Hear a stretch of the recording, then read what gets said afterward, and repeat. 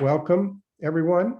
I'm Bruce Jenelson, professor in the Sanford School of Public Policy and the Political Science Department, working on issues of international affairs and foreign policy. I want to welcome you to this AGS American Grand Strategy event. Our guest tonight is Charles Kupchan, and we'll be focusing particularly on his, new, very important and really interesting book, Isolationism: A History of America's Efforts to Shield Itself from the World. I will say, truth in advertising, Charlie and I are longtime friends and colleagues.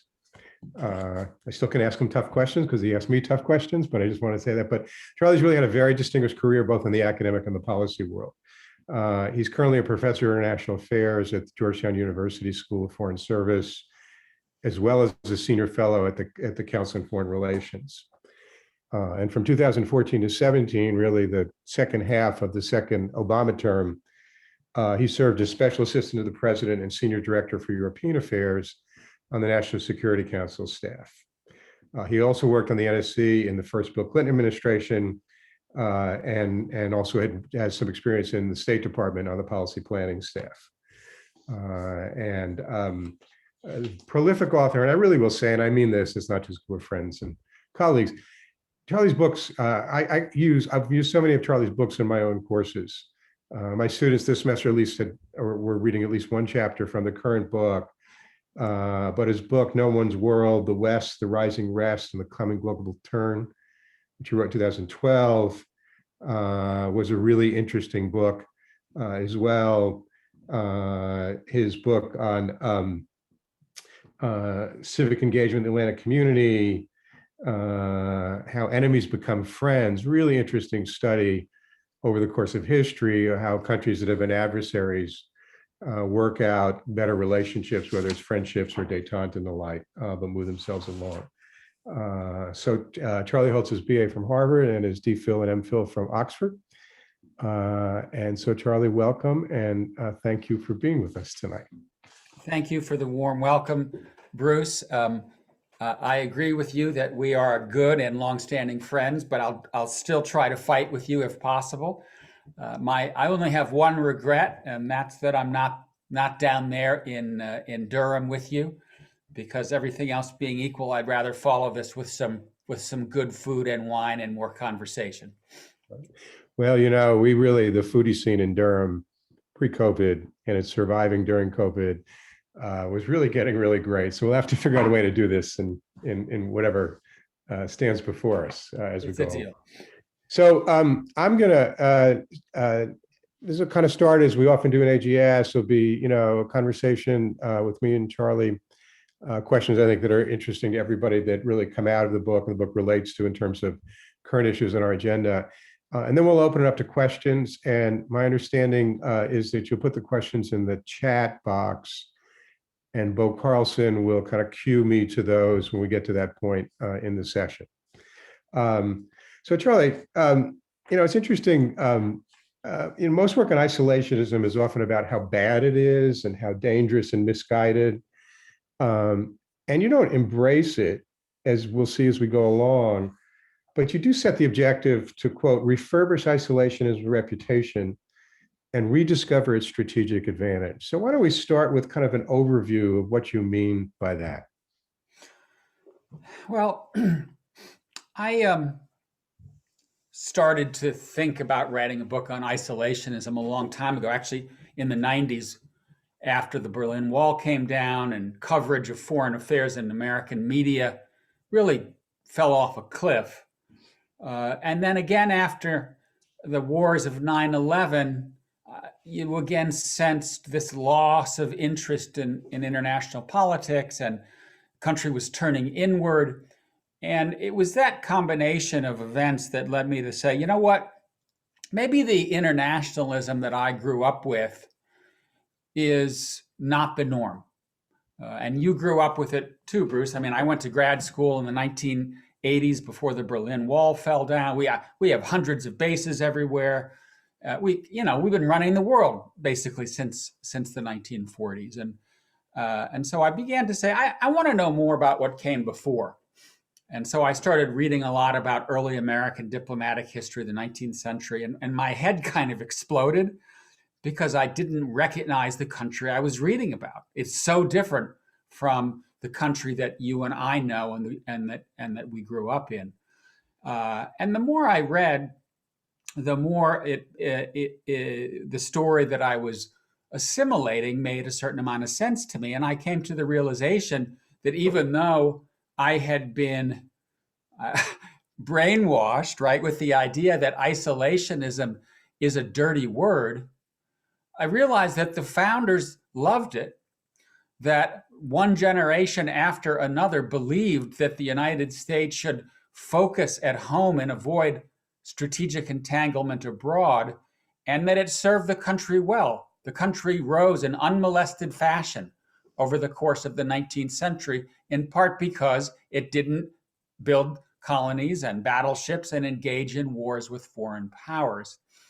And so that to me was a very interesting story that I thought needed to be told. And then the other issue that I wanted to try to address in the book, and I think you'll share this sentiment, Bruce, is that our public debate has been skewed by the use of isolationism as a pejorative.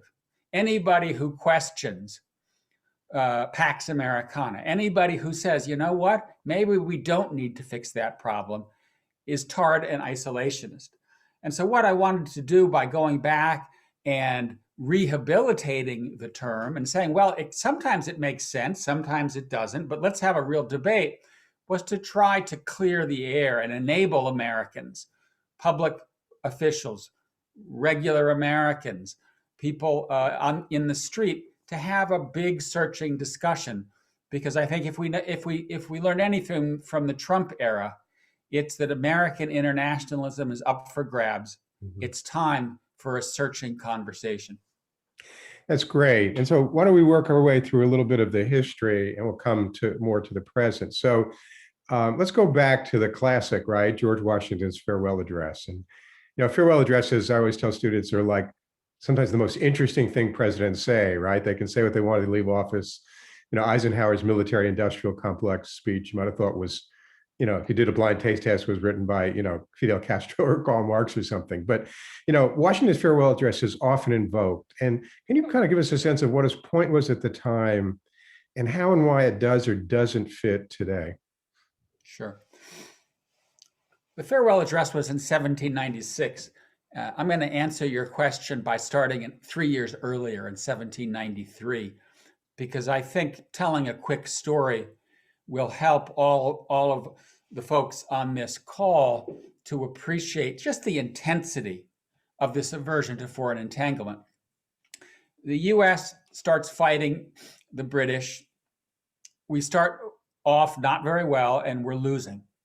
And even though the founders did not want to get help from other powers, George Washington and company eventually reached out to the French and fashioned in 1778 a military alliance. And the French came across the Atlantic with ships, with soldiers, with money, with arms, and they helped us win. Had it not been for the French, we probably would be speaking today with an English accent and still be a British colony. So anyway, the French made independence possible. And then in 1796, Britain and France go to war again. And the French reach out to Washington and they say that alliance that we struck still exists. It had no end date. We helped you when your chips were down. How many ships, troops, how many arms are you sending to us? And Washington, what does he do? He issues a proclamation of neutrality, in which he basically says to the French, good night, good luck, you're on your own. And that bald act of infidelity, reneging on an alliance, that was the last alliance that this country fashioned until after World War II. So 1793 to the late 1940s, that's quite a run. And that sets up what I hopefully will brief answer on the farewell address, where he basically did one main thing. Well, it was mainly about partisanship. And I think Americans would be very wise to read it today because he warned us against what's happening today. He warned us that this country, if infected by partisan animosity, would be in big trouble. But he also set the nation on a course, and he said, and I'm more or less quoting here, the United States should have economic connections with everyone and political connections with no one. Or in Jefferson's terms, the country wants no entangling alliances.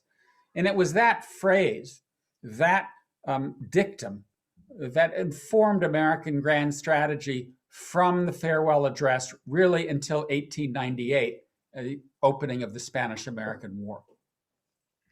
It's great. And I'm going to get to the Spanish-American War in a second, but I want to stop in that mid part of the 19th century, your chapter, on Westward Expansion, which you characterize as expanding and consolidating the Union, and you contrast it with interventionism, far abroad.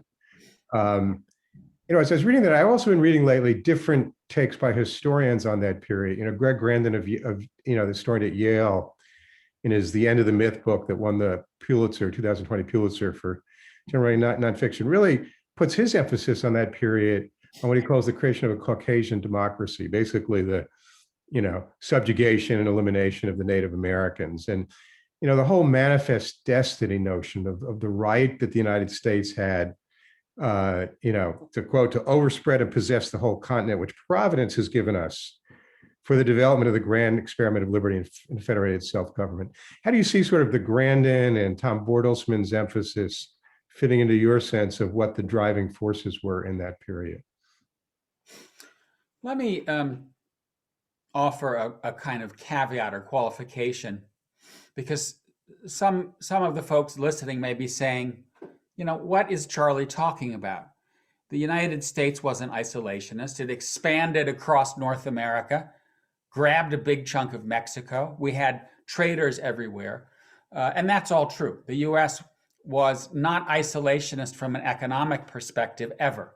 We were a trading nation from the very beginning and often sent our Navy abroad to defend traders, but only temporarily. We were expansionists in the sense that we were determined to spread westward, and we trampled on Native Americans and anyone else that was in our way.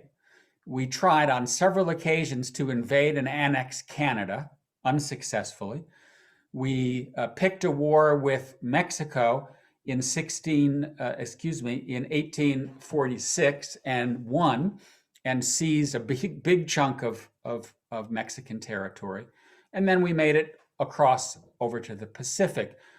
So yes, we were ruthless expanders in North America, and we were avid traders, but we did not go further. We stopped when we got to the Pacific coast and basically said, we are not going to extend our reach further abroad.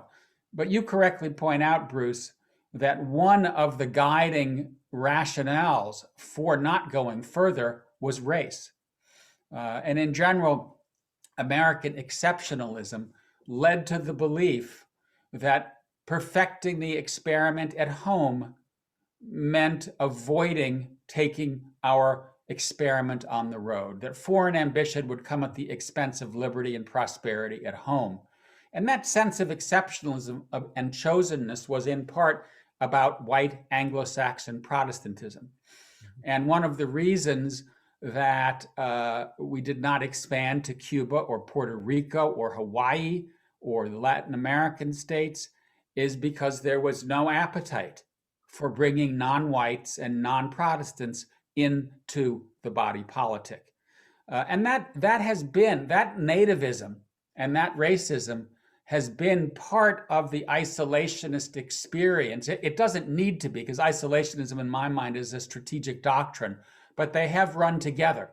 And we saw that very clearly in the Trump presidency, where he interwove the neo-isolationism and the nativism. It's really interesting. And and kind of leads into the Spanish-American War and working our way through the century, which you mentioned before.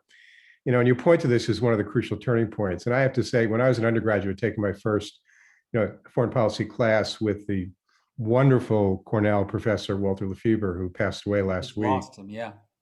Fabulous op-ed, obituary in the New York Times, just an amazing mentor and teacher. And I remember, Walt talked about, President Lefebvre talked about the Spanish American War. I was like, huh? I thought it all starts with, maybe World War I or World War II. And it really is an interesting turning point in so many ways. And the other thing people tend to know is sort of the myth, at least, of Teddy Roosevelt and the Rough Riders. So tell us more about why you see that as a turning point. Well, I think the light bulb, if you will, goes on in 1890. And it's important for everyone to keep in mind that after the end of the Civil War, the US economy takes off. Massive growth, huge investment in canals and railroads and industry. And by the end of the 19th century, the United States has emerged as one of the world's leading industrial powers. People are wealthy. This was called the Gilded Age. And that wealth led to a new conversation in the United States about, well, if we have this much wealth, shouldn't we also have geopolitical heft? Shouldn't we also take our place among the ranks of world powers? And when that idea first came along, it was batted down because the isolationists still ruled. And the first kind of real debate was in 1890 over whether the United States should build battleships. And Congress was staunchly opposed. And those that were in favor deliberately called them coastline battleships to try to convince members of Congress that it was only for protecting American coasts. Wink, wink, nod, nod. You build battleships when you want a blue water navy. So anyway, eventually Congress approved 3 battleships with more to come. And that's really the beginning of America's ability to take on world powers. And then McKinley puts those battleships to use in 1898 to kick the Spanish out of Cuba in the context of a bloody insurgency that was taking place there. And he justified it as an act of humanity. He justified it in terms of it's time to take manifest destiny on the road. We've finished our task here. We've made it to the Pacific coast. We're a rich nation. Now we take it on the road. But just to give you a sense of how much appetite there was lurking in the body politic, not only did we kick the Spanish out of Cuba, we occupied Cuba. We took and occupied Puerto Rico. We annexed Hawaii. We occupied the Philippines. We took over Wake Island, Guam, and Samoa, all in the space of a few months, ostensibly because we were bringing manifest destiny on the road. What was interesting to me about this war was not only that it happened, but that Americans turned against it. Because they said to first McKinley and then to Teddy Roosevelt, who took his presidency afterward, wait a minute, you told us that we're a noble republic. You told us that we are going on the road to bring Christianity and democracy to others. We're now in the middle of a bloody insurgency in the Philippines. We've become an empire. Right. What's happened? I was just trying to look in the book. I can't remember if you talk about, to take Cuba a little bit further, not only the occupation, but the sort of, did you get into the Platt Amendment and just the way we kind of exercised ourselves in Turkey? To maybe just talk, because that's such an interesting idea of writing an amendment into somebody else's constitution that you've kind of said you were liberating. Yeah, I mean, there was a Platt Amendment and also a Teller Amendment. Mm-hmm. And they did 2 things. On the one hand, they assured the American public and Congress that we were not going to establish a colony, but we gave ourselves imperial powers, which we used to go back to Cuba repeatedly with the American military over the successive years. But the idea here was we were fundamentally perplexed about what I call in the book Republican imperialism. How can you be a republic and an empire?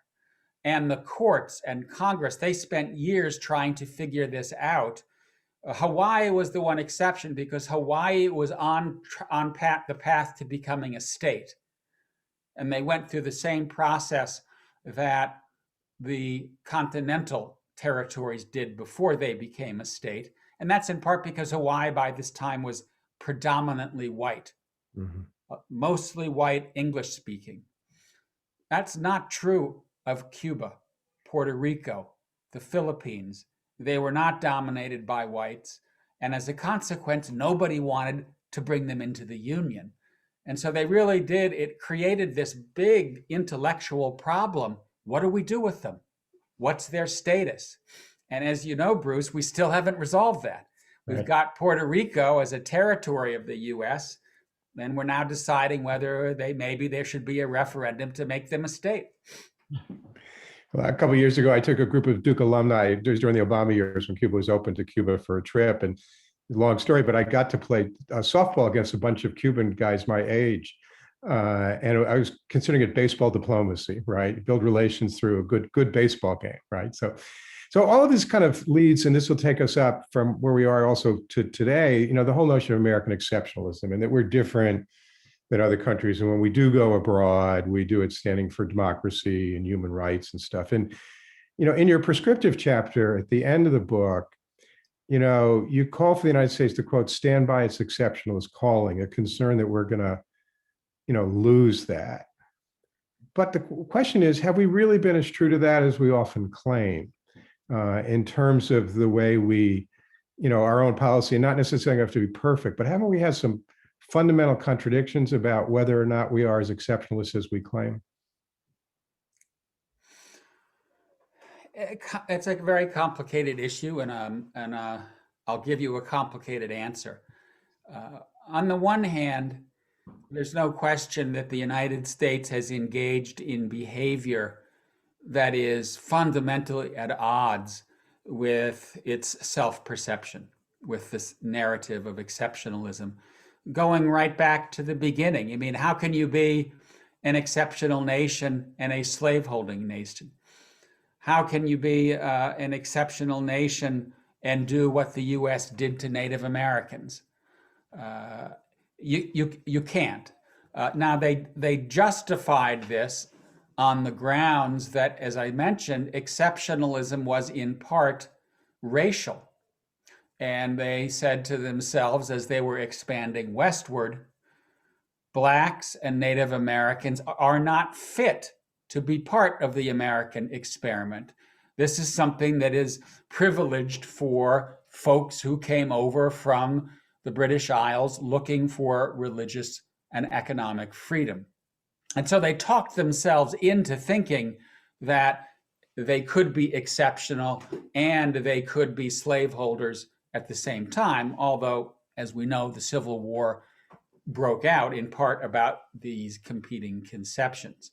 And, is there structural or systemic racism in the United States today? Yes.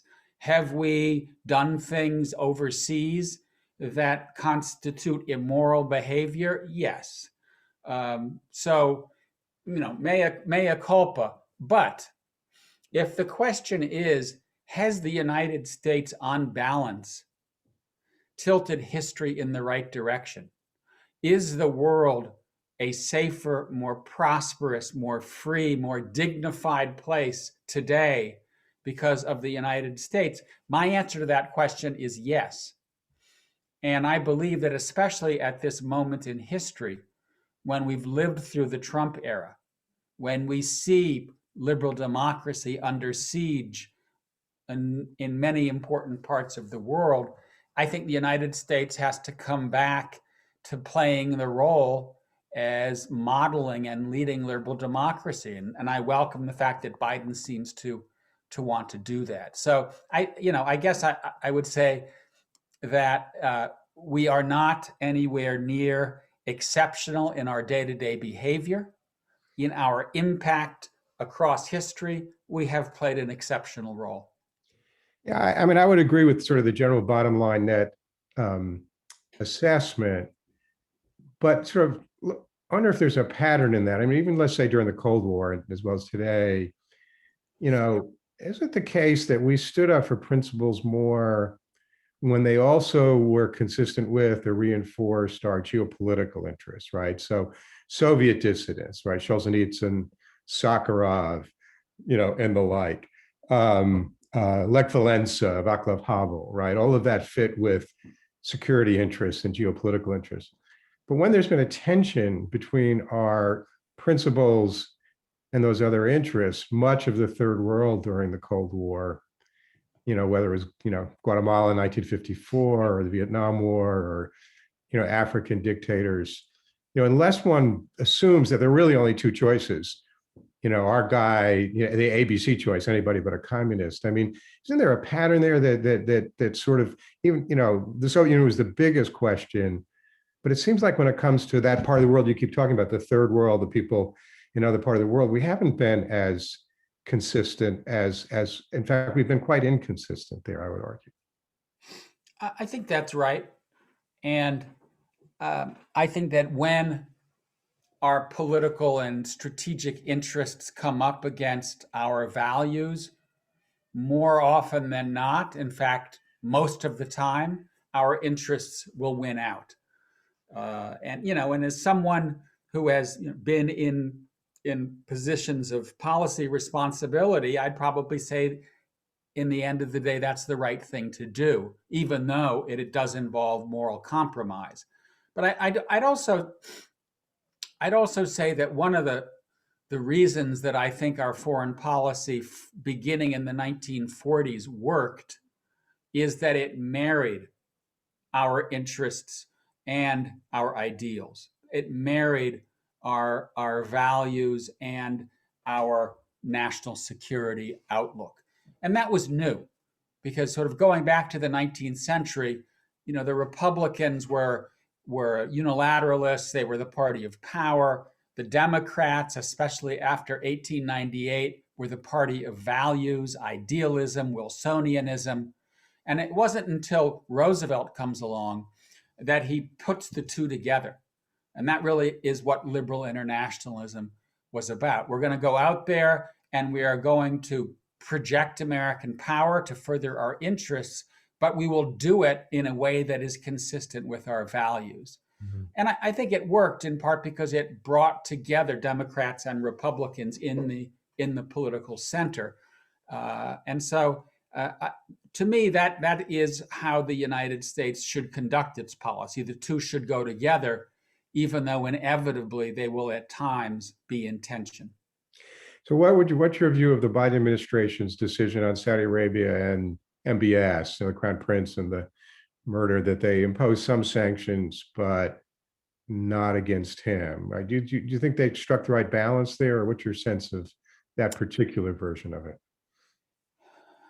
I think they more or less got it right, in the sense that they spoke truth to power, and they disclosed an intelligence report that showed MBS's fingerprints on the murder. They might have found some way to go a little bit further in terms of putting pressure on MBS personally, but it's very difficult to do. We see the same thing with Russia, where ever since the invasion of Ukraine, we've been imposing sanctions, but on companies, occasionally on sectors, but we've stayed away from Putin and his immediate inner circle. And that, I think, Bruce, comes back to the previous discussion that we just had about how do you balance values and interests. And I think that Biden is going to face this problem on a daily basis, mm-hmm. because on the one hand, he's a good guy. He cares about values. He cares about reinstating America's brand. But when it comes to his top priorities, arms control, climate change, North Korea, cybersecurity, we've got to work with China in particular, but on occasion with Russia. And so I think he's going to have to walk and chew gum. Hmm.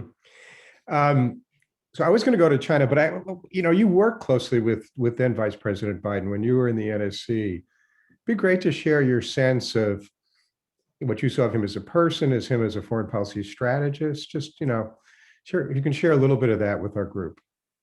Yeah. Um, the first thing I'd say about him is that he's the real deal. He's a warm, genuine, caring human being who has his heart's in the right place. Let's put it that way.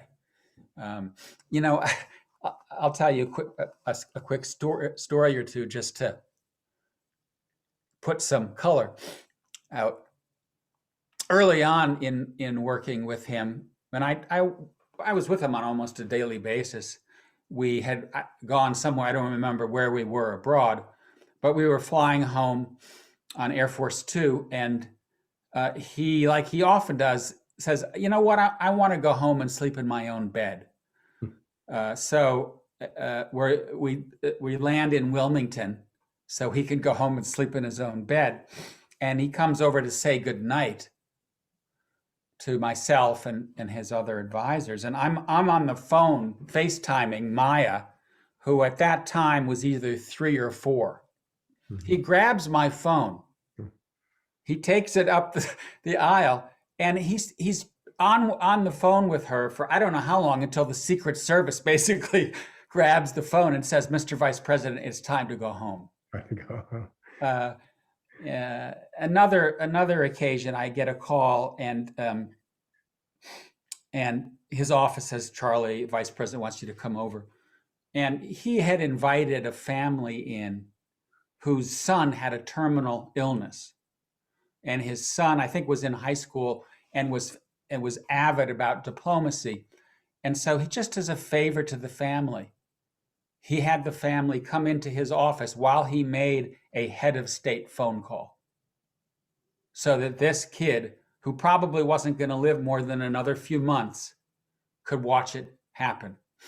That's great. I was sitting in there crying the whole time. I mean, yeah. But that's Joe Biden. That's great. One of the conversations I had with him when he was a senator was, he's from Scranton, as we all know now. That's my mom's hometown.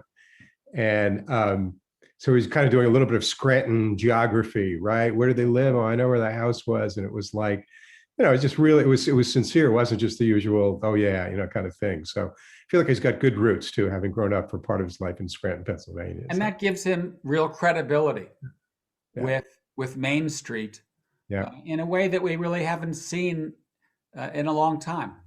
That's right. I'm going to move folks in a little bit to questions from you. So get them ready, get them into the chat. But we started to touch here on China as it relates to some of the issues you were raising, Charlie. And, there is, I don't know, some people call it the new bipartisan consensus about China, great power competition, modeled after, in some respects, the Cold War competition. And I know one worry in meeting the challenges is whether we're going to do enough, but sometimes I worry whether we're going to do too much or do the wrong thing. What's your sense of, big picture, how we should be approaching China, and then some of the specific issues within that relationship, where the trade-offs are in your sense of priorities? Okay. Let me make a broader comment, which will set up the discussion of China. And it's the following, that I think, that Biden is taking office at a very unique moment in American history. He's not going back to the pre-Trump era. He's starting something new. And I think that Trump really did mark a break point, and that break point was a function of the fact that he correctly perceived that for many Americans, there was too much world and not enough America. Too many wars, too much free trade, too many immigrants, too many pacts, too many alliances. Enough already. What about us? And that got him elected, and it just won him 74 million votes. And so I think we need to pay attention to that message. And Biden, I think, gets it. He gets it because he said quite openly, this election is an election for the soul of America. And every opportunity he gets to speak about foreign policy, he says, we need a foreign policy for the middle class. Mm-hmm. And Jake says it, and Tony says it. They're all saying that because I think he gets it. I think he understands that Trump was tapping into real discontent. So in terms of China, I think it represents one area where there is at least the beginnings of a bipartisan consensus.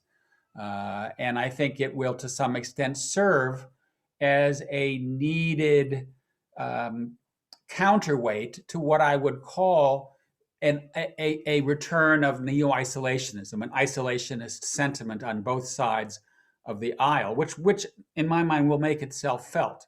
I think the footprint of the United States in the Middle East will continue to shrink and should shrink.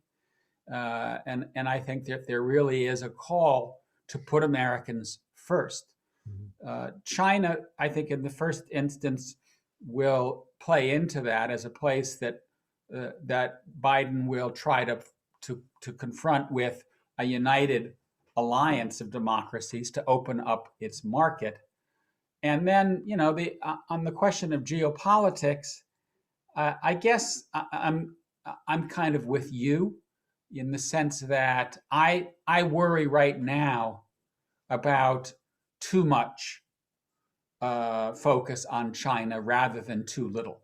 That is to say, given that it is the one area where there could be a bipartisan consensus, I fear that we may be headed toward a dangerous escalation when what I think we need is an attempt to have a serious conversation, which may or may not succeed in creating some common ground. And maybe that's what's happening in Alaska today.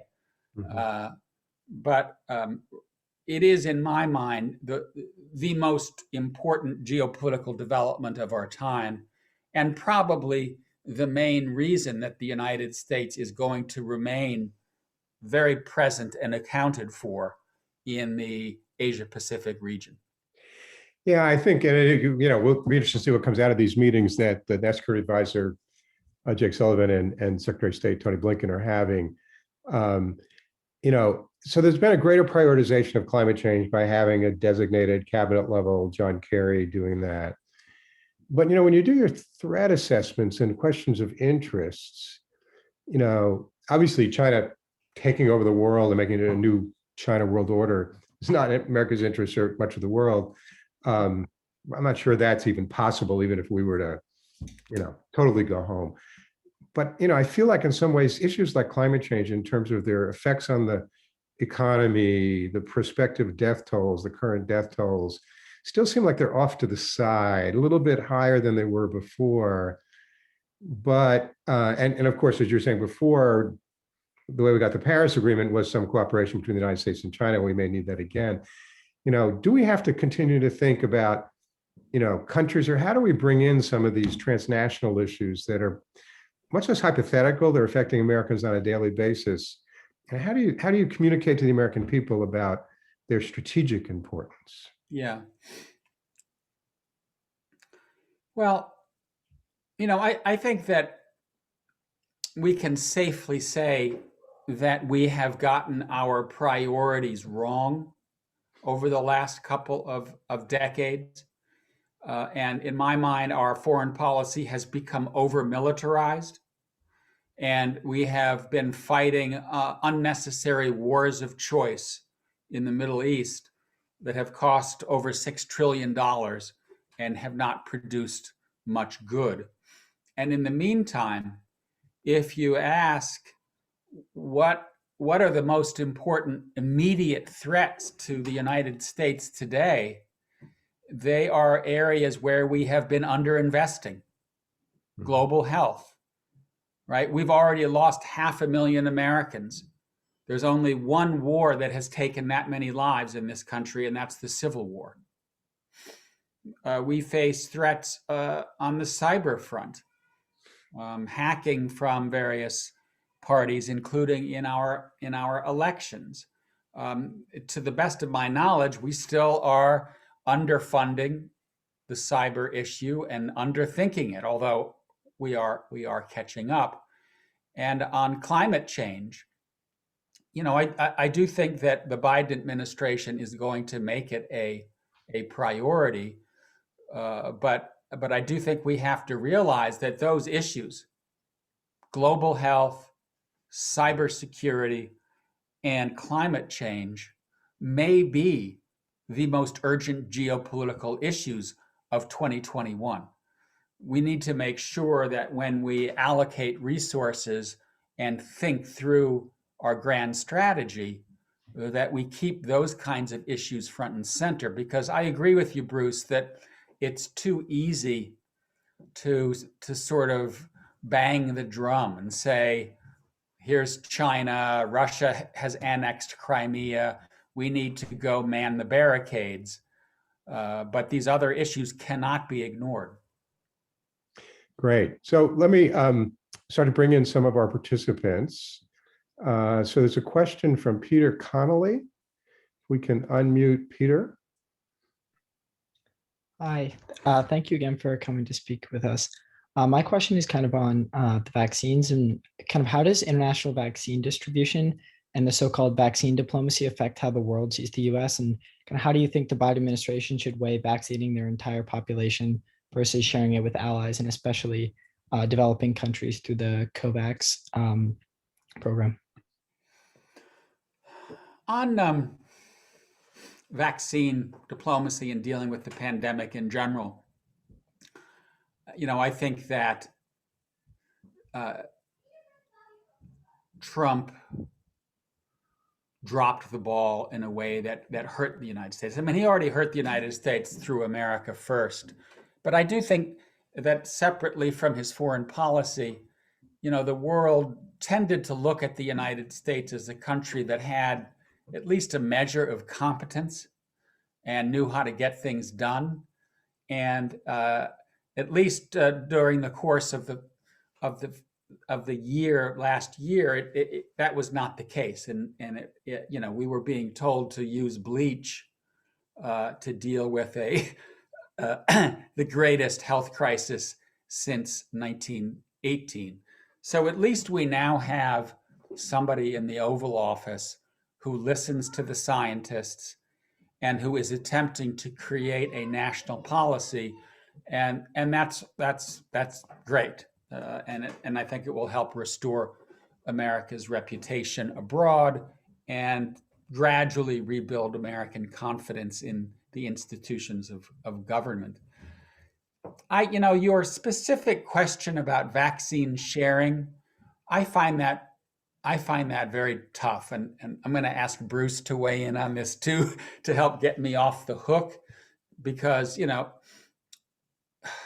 I guess I would say that we should vaccinate Americans as quickly and as broadly as possible, and then immediately lean in to sharing the vaccine with other countries, particularly in the developing world. I guess I think it would be pretty politically costly for an American president to deny vaccines to American citizens because they were being shipped abroad. And so I think that Biden basically has it right to send money to COVAX, to make substantial contributions to that effort, but to begin by using the available vaccines in the United States for Americans. Bruce, do you have a thought on that? Yeah, I think it has to be taking care of your own people. I think in some ways COVAX has been a great opportunity to do both at the same time. It was interesting. So I was in Australia at the beginning of 2020 on this wonderful sabbatical at the university there, and talking to people in their government. And I was forced home early by COVID, but they've done really well, getting control of it. Then they had the Australian Open tennis tournament like last month, and people came from all over the world. And not only do they have to quarantine them, but they start to have outbreaks again. So the lesson there, I think, is even if you have the best policies, ultimately you need international policies as well. And the one thing that I'm not an expert on, and probably beyond you and me, Charlie, is I was listening to something today about patent suspension and the argument that if you did some suspension of patents at cost to the Pfizer's and J&J, and you allowed manufacturing in countries around the world with that, and they got that cost, but it just wasn't a large profit. And the fact that they've developed these with a lot of government funding, not just through Trump's Operation Warp Speed, but through the NIH that did all the basic research on mRNA. That might be a way of getting it going at the same time. That would not be zero sum for Americans, but that's for lawyers and stuff. But I just thought it was an interesting idea that that I was reading about today. So, Stuart Kaplan.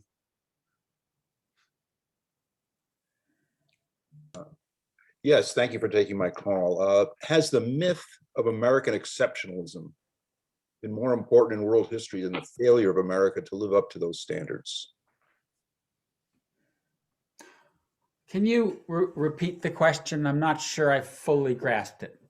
Well, you reference basically American exceptionalism. I think one could define it as mythic.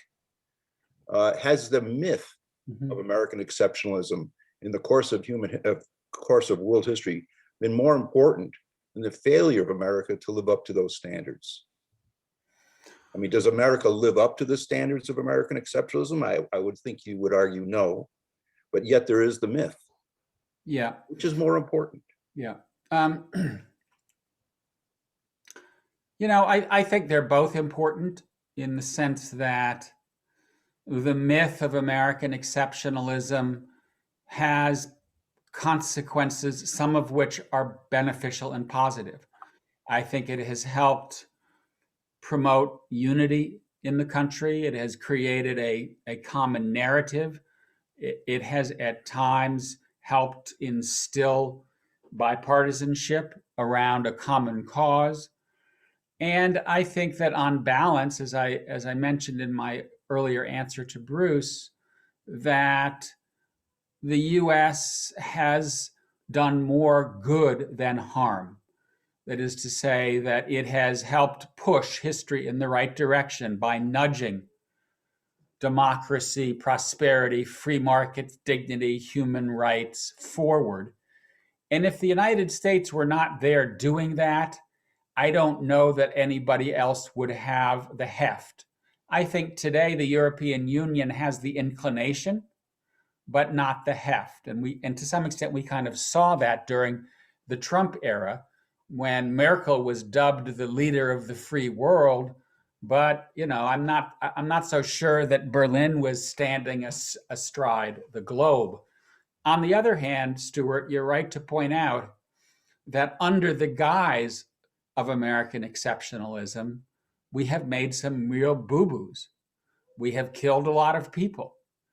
I think that we have to take at face value the statements of George W. Bush and those around him that in invading Iraq, they were bringing the American way to the Middle East and that they were bringing democracy. I mean, a lot of people talked about it as the French Revolution, the Islamic Reformation.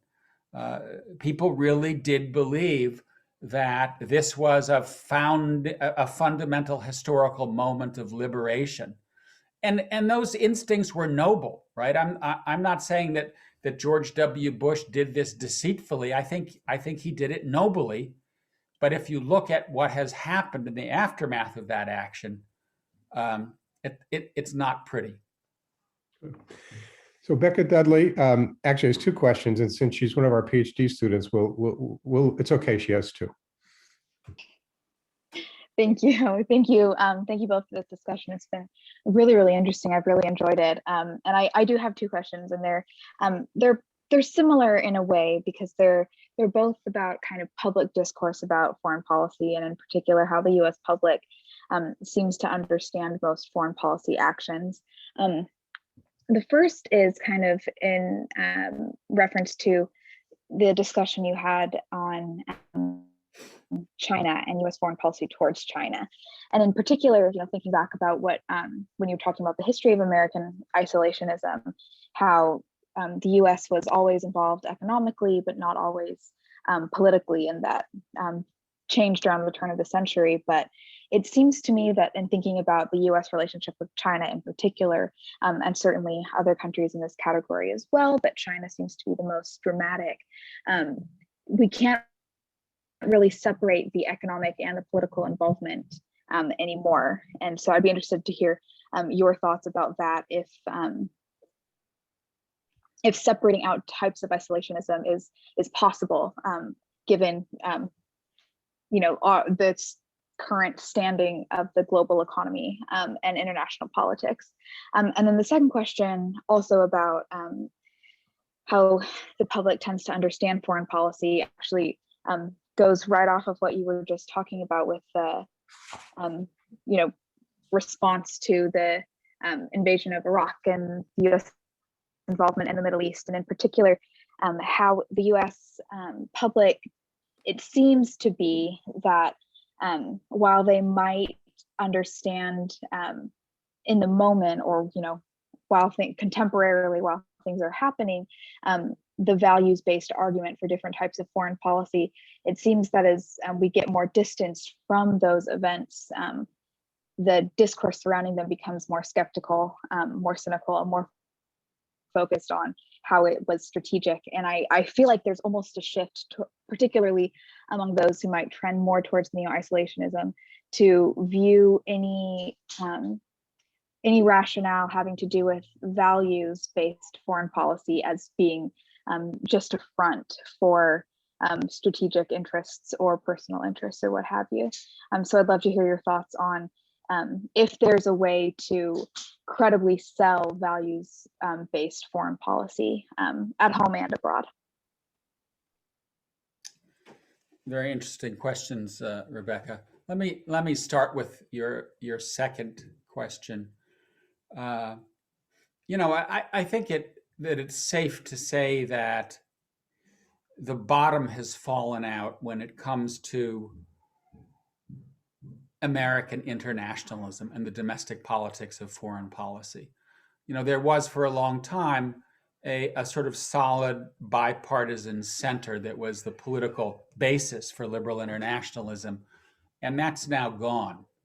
And the foundations have cracked, and presidents can no longer assume that they can conduct foreign policy with strong domestic support.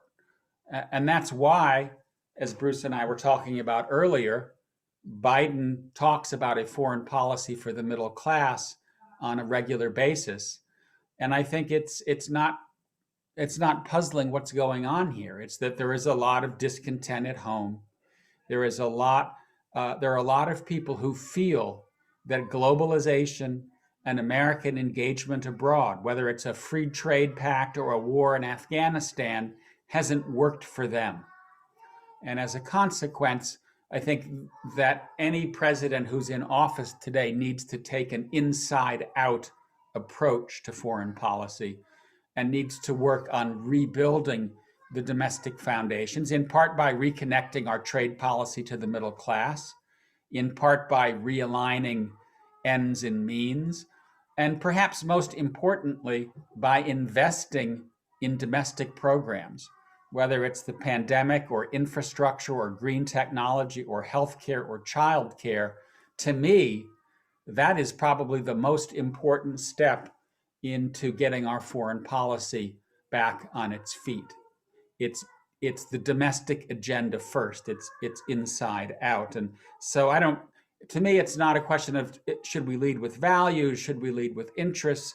What we should lead with is repairing the country at home, because that to me is the starting point for repairing our foreign policy. On China, I guess I might just offer a quick disagreement. I think we could separate the economic and the geopolitical.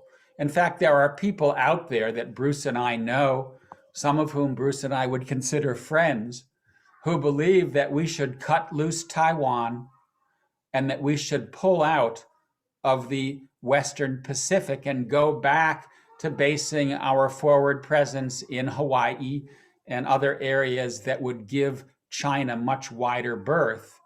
And they would say that that will actually improve our economic relationship, because right now that economic relationship is troubled by geopolitical tension. So maybe we should listen to George Washington. Commercial connections with everyone, political connections with no one. We want to make sure that people don't splice that out, Charlie, and have you as if you were advocating that, right? We'll be careful about that. No, I'm not advocating that. I know. But it's a serious position that we need to contend with. I know. I'm just talking about what people do with little slices of things right out there. So, Sarah Scanlon. Hi, thank you so much for taking the time to speak today. My question sort of connects a little bit to what you just talked about how it's important to repair domestically first. So I was just wondering how you see the rise of nationalism and domestic extremism within the US contributing to the future of US diplomacy and the American presence abroad. Well, I mean, I think that one of the reasons that Trump was elected and could get elected again is that he is tapping into an angry nationalism. And by nationalism, I'm really referring more to a kind of nativism, the white supremacists, the racist tinge to American nationalism, and not to patriotism and the sense of Americans being part of a common political experiment.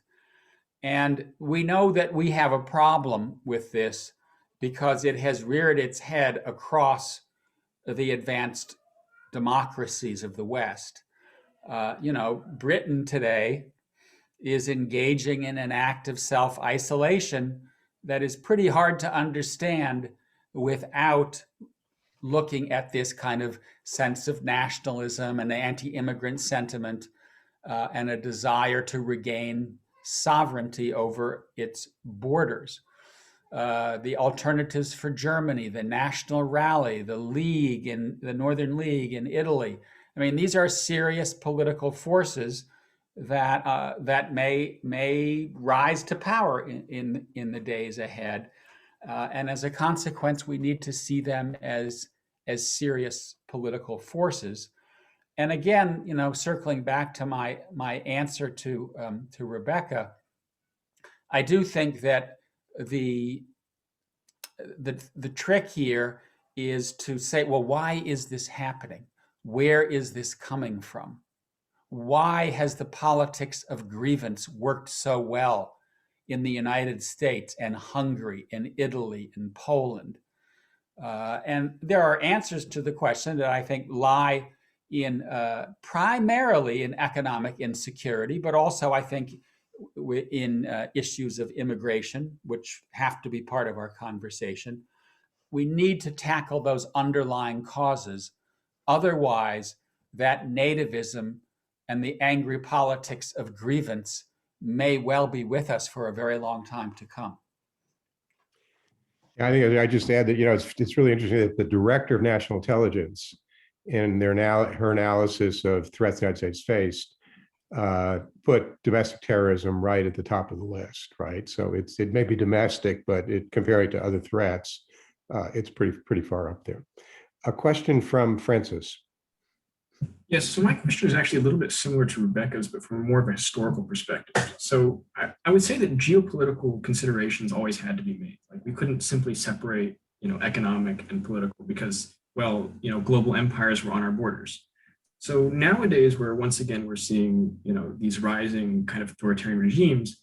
So like, how can the U.S. navigate the tension between our internal values of liberty and trade with, authoritarian regimes that are great markets and also great threats, just as we did, in the 18th century? Well, I think to some extent we should go back to our principles of statecraft from the 19th century. And those principles were that we would work with the regimes that we have, not the regimes that we want. And that wouldn't it be nice if countries around the world followed in the American path, but it's not our business to intervene to tell them how to govern themselves. It's not our business, as John Quincy Adams put it, to go abroad in search of monsters to destroy. And I think that sort of dictum is particularly important today. And here I probably would distance myself a little bit from the direction that the Biden team is heading in. You know, they're talking about an alliance of democracies. Some people are saying, well, let's create a D10. Let's turn the G7 into the D10. Let's organize the world according to a kind of global liberal core.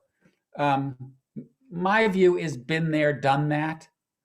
And that maybe in the 1990s, we had reason to believe that history was going to end and that Russia and China would democratize and they would dock in the liberal internationalist harbor. I'm not counting on that. And I personally never counted on it, but I'm especially not counting on it today. And so rather than go out and build a D10 and double down on our relationships with our democracies, I would invest in democracy. I would deepen our ties to other liberal democracies. But I think what's missing today is a forum where major players are sitting down and talking about how to work across ideological dividing lines. We need to work with China. And I'm guessing that China is not going to democratize anytime in the next several generations, but they will soon be the world's leading economy, probably within 5 years. So my view of that is we may not like it. We may not like the fact that China isn't a liberal country, but given the importance of all these issues that we've been discussing, given that the world is irretrievably interdependent, we sure as hell better try hard to work with them. So I'd encourage you to read Charlie's No One's World book, The West, the Rising Rest of the Global Turn. I forgot the full thing. Really addresses this in some really interesting ways.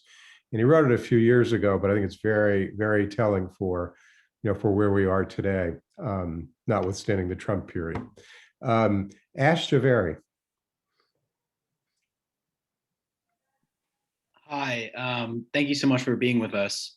I guess I was really, my interest was piqued when you said, Joe Biden's really interested in, foreign policy for the middle class. I thought that was pretty cool. And I was just wondering, what does that mean with respect to his policies regarding trade? And how is that kind of maybe in tension with, some of the Obama policies during which he was vice president? Good question, Ash.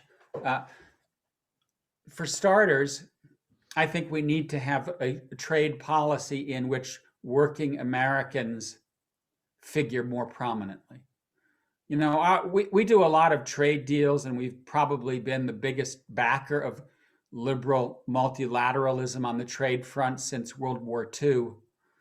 But for the most part, it is large corporations that have a seat at the table through the USTR, through the Secretary of the Treasury, and the interests of working Americans figure way down on the totem pole.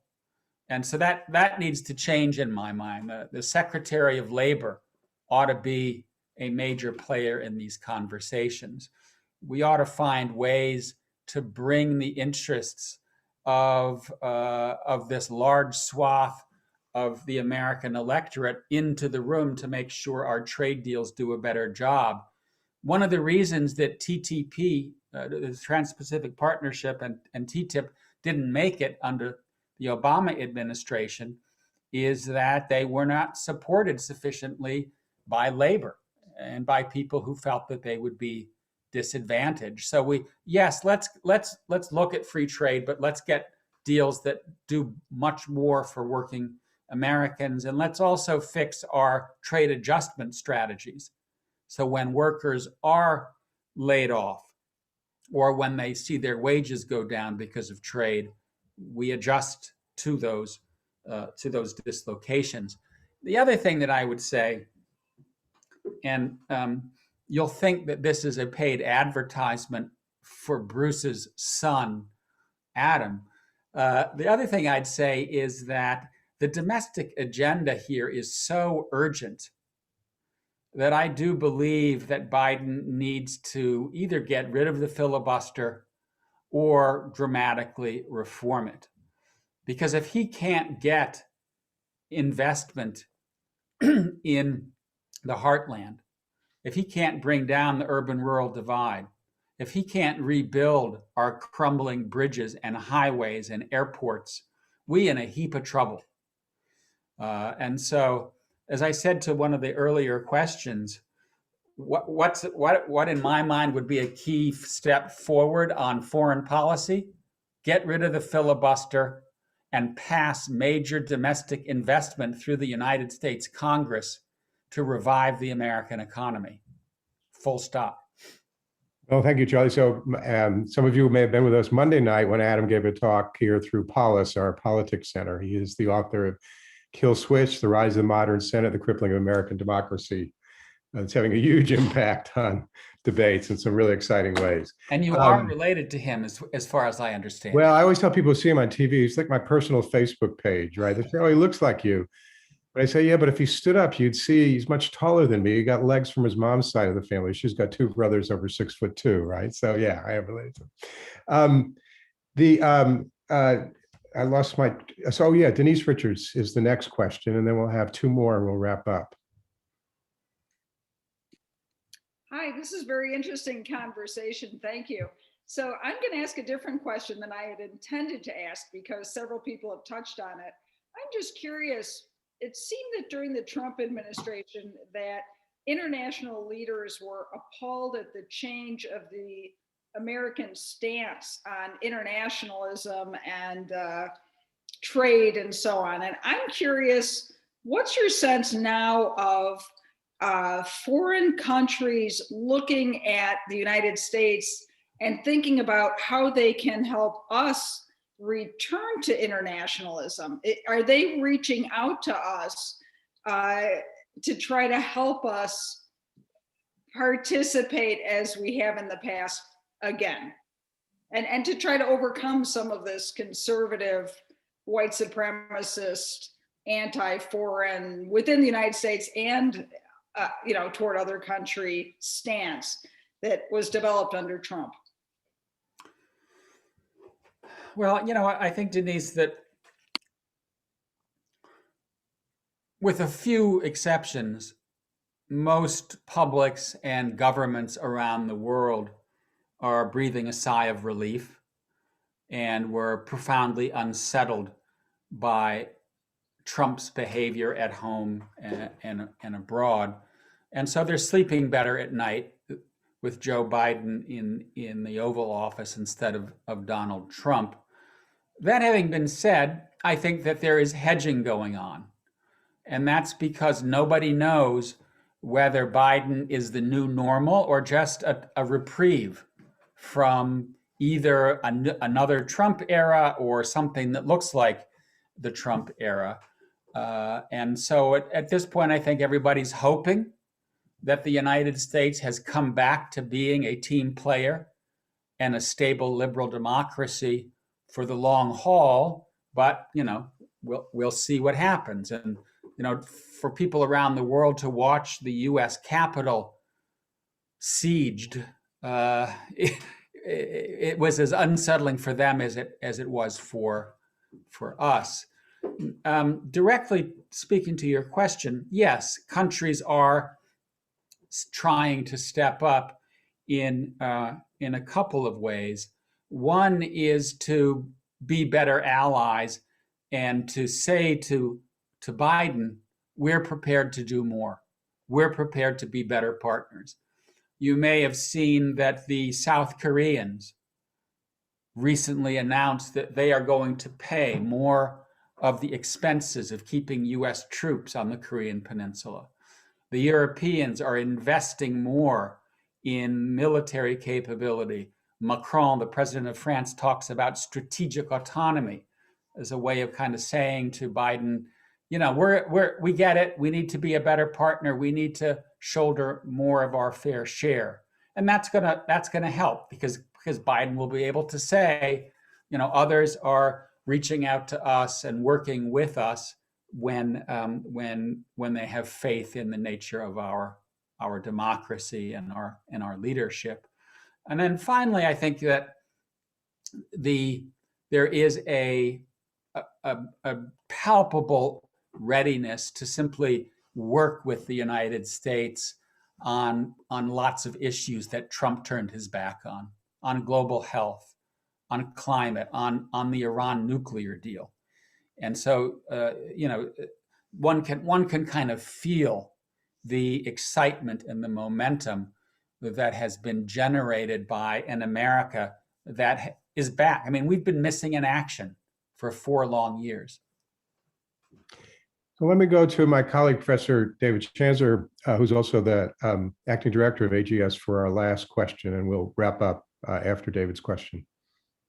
Well, thanks so much, Charlie and Bruce. This was really a great event and well attended. And Charlie, you said so many things that I agreed with, but then I found that then some of them to be in tension, and they're kind of like arguments I've been having with myself. So in asking this question, I'm trying to help resolve them. But I agree with you that Biden, you know, his instinct is to, you know, he is very internationalist in his perspective, but he does want to tend to the heartland, the homeland. He knows that that's where the electorate really is. But a lot of the things that, like you and Bruce said, are the high attention things like climate change and global health, and you know, are actually things that are going to require actually more engagement internationally, not less. We need to have competition. You know, we're entering this competitiveness with China, which is really going to require us to, you know, strengthen our alliances and be more engaged and broad and not retrenching.